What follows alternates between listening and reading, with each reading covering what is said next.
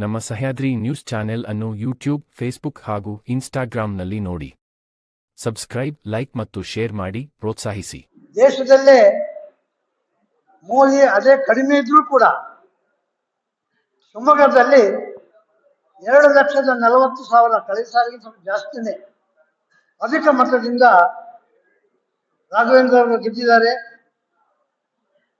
ಇದಕ್ಕೆ ಮುಖ್ಯ ಕಾರಣ JDS ಮೈತ್ರಿ ಅಂತ ನಾನು ಹೇಳಲಿಕ್ಕೆ ಇಷ್ಟಪಡ್ತೀನಿ. ರಾಜ್ಯದಲ್ಲಿ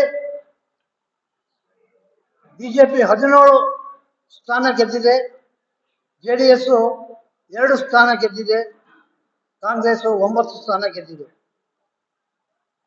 JDS 3ಕ್ಕೆ 3 ಗೆಲ್ತಾ ಇತ್ತು. ಹಾಸನದಲ್ಲಿ ತಮಗೆ ಗೊತ್ತಿದ್ದಾಗ ಸ್ವಲ್ಪ ತೊಂದರೆ ಆಗಿರೋದ್ರಿಂದ ಹಾಸನ ಗೆಲ್ಲಕ್ಕೆ ಆಗಲಿಲ್ಲ. ಇಲ್ಲದಿದ್ದರೆ 3 ಕ್ಷೇತ್ರವನ್ನು ನಾವು ಗೆಲ್ತಾ ಇದ್ದೀವಿ.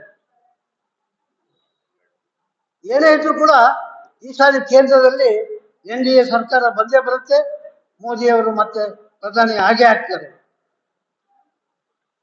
ರಾಘವೇಂದ್ರ ಗೆಲುವಿಗೆ ಪಕ್ಷದ ಬಿಜೆಪಿ ಮತ್ತು JDS 2 ಪಕ್ಷ ಕೆಲಸ ಮಾಡಿದ್ರ ಜೊತೆಗೆ ಅವರ ಅಭಿವೃದ್ಧಿ ಕಾರ್ಯಗಳು ಬಹಳ ಮುಖ್ಯ ಆಯಿತು.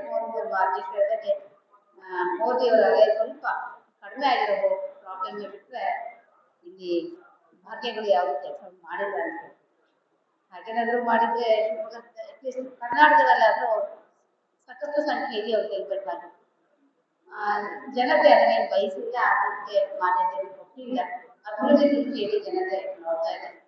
ಅದರಲ್ಲೂ ವಿಶೇಷವಾಗಿ ಶಿವಮೊಗ್ಗದಲ್ಲಿ ರಾಘವೇಂದ್ರವರು ಸಾಕಷ್ಟು ಅಭಿವೃದ್ಧಿ ಮಾಡಿದ್ದಾರೆ. ಇಲ್ಲ ಅಂತ ಅದನ್ನ ನಾವೇನು ಹೇಳಕ್ ಬರಲ್ಲ. ತಮ್ಮದೇ ಆದ ರೀತಿಯಲ್ಲಿ ಅವರು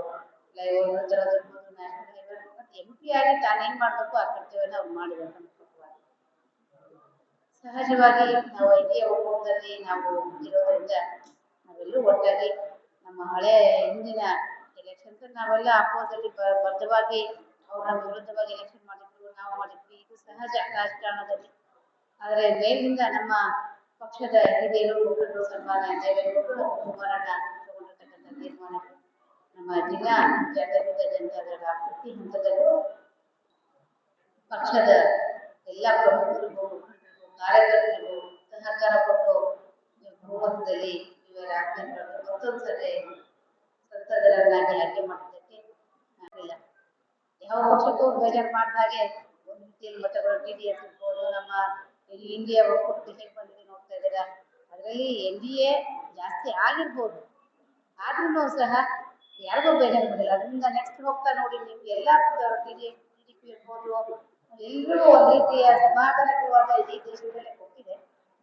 ಅವರು NDA ಒಕ್ಕೂಟದಲ್ಲಿ ಯಾವುದೇ ಡಿಸ್ಟರ್ಬ್ ಆಗದ ಹಾಗೆ ಸರ್ಕಾರ ಒಂದು ರಚನೆ ಆಗುತ್ತೆ.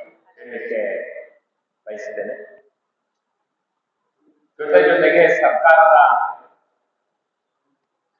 ಕಾರ್ಯವೈಖರಿ ಬಗ್ಗೆ ಜನ ಭ್ರಮನಿರಸನಗೊಂಡಿದ್ದಾರೆ. ಮುಖ್ಯಮಂತ್ರಿಗಳು, ಕಾಂಗ್ರೆಸ್ ಪಕ್ಷದ ಅಧ್ಯಕ್ಷರು ಹೇಳ್ತಾ ಇದ್ದಾರೆ, ನಾವು 20ರಿಂದ 25 ಗೆಲ್ತೀವಿ, 22 ಗೆಲ್ತೀವಿ, ಕೊನೆ 2 ದಿನ ಇದ್ದಾಗ ಡಬಲ್ ಡಿಜಿಟ್ಗಂತೂ ಬಂದೇ ಬರ್ತೀವಿ ಅಂತ ಮಾತನಾಡ್ತಾ ಇದ್ದಾರೆ. ಅದು ಯಾವುದು ಕೂಡ ಸಾಧ್ಯ ಆಗ್ಲಿಕ್ಕೆ ಆಗ್ಲಿಲ್ಲ. ಇದೆಲ್ಲ ಒಂದು ಮುಗಿದ ಅಧ್ಯಾಯ. ಸರ್ಕಾರ ಮುಂದಿನ ದಿನಗಳಲ್ಲಿ ಇನ್ನಾದರೂ ಕೂಡ ಅಭಿವೃದ್ಧಿಯತ್ತ ಗಮನ ಸೆಳೆಯಬೇಕು ಅಂತೇಳಿ ಒತ್ತಾಯವನ್ನ ಮಾಡ್ತಾರೆ. ಯಾಕೆಂತಂದ್ರೆ ಜನ ಸಾಕಷ್ಟು ತೊಂದರೆಯನ್ನು ಅನುಭವಿಸ್ತಾ ಇದ್ದಾರೆ.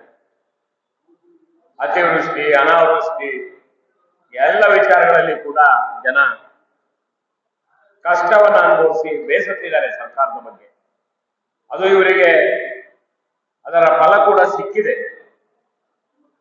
ತತ್ಕ್ಷಣ ಒತ್ತಾಯ ಮಾಡ್ತೀನಿ, ಜಿಲ್ಲಾ ಪಂಚಾಯತ್, ತಾಲೂಕು ಪಂಚಾಯತ್ ಮತ್ತು ಕಾರ್ಪೊರೇಷನ್ ಚುನಾವಣೆಯನ್ನ ಸರ್ಕಾರ ತಕ್ಷಣ ಮಾಡಬೇಕು. ಅವಧಿಗಳು ಮುಗಿದು ಸಾಕಷ್ಟು ಸಮಯ ಆಗಿದೆ. ಅಧಿಕಾರಿಗಳ ಹತ್ರ ಕೆಲಸ ತಗೊಳ್ಳಕ್ಕೆ ಸಾರ್ವಜನಿಕರಿಗೆ ಆಗ್ತಾ ಇಲ್ಲ. ಅವರು ಅಧಿಕಾರಿಗಳು ಅವರದೇ ಲೋಕದಲ್ಲಿದ್ದಾರೆ, ಅವರ ಮೂಗಿನ ನೀರಕ್ಕೆ ಕೆಲಸವನ್ನ ಮಾಡ್ತಾ ಇದ್ದಾರೆ. ಪ್ರಜಾಪ್ರಭುತ್ವದಲ್ಲಿ ಅದನ್ನ ಕಾಪಾಡಲಿಕ್ಕೆ ಸಾರ್ವಜನಿಕರ ನಾಯಕರ ಅವಶ್ಯಕತೆ ಅತ್ಯವಶ್ಯಕ ಇದೆ. ದಯಮಾಡಿ ಸರ್ಕಾರ ಈಗಲಾದ್ರೂ ಎಚ್ಚೆತ್ತು ಚುನಾವಣೆಗಳನ್ನ, ಸ್ಥಳೀಯ ಚುನಾವಣೆಗಳನ್ನ ತಕ್ಷಣ ಮಾಡುವಂತಹ ಚಿಂತನೆಯನ್ನು ಮಾಡಬೇಕು.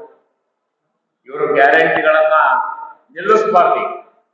ನಾವು ಸೋತೀವಿ, ಕಡಿಮೆ ತಗೊಂಡ್ವಿ ಅಂತೇಳಿ ಜನಕ್ಕೆ ಮೋಸ ಮಾಡಲಾಗಲ್ಲ. ಗ್ಯಾರಂಟಿಗಳನ್ನು ಕೊಟ್ಟು ಹಿಂದೆ ಹೇಳಿದ್ರು ಸಿದ್ದರಾಮಯ್ಯ, ನಾವು ಗ್ಯಾರಂಟಿಗಳನ್ನು ಕೊಡ್ತೀವಿ, ಅಭಿವೃದ್ಧಿಯನ್ನು ಮಾಡ್ತೀವಿ ಅಂತೇಳಿ ಅಭಿವೃದ್ಧಿಗೆ ಕೂಡ ಹೆಚ್ಚು ಗಮನವನ್ನ ಕೊಡುವಂತ ಕೆಲಸ ಮಾಡಬೇಕು. ಧನ್ಯವಾದ.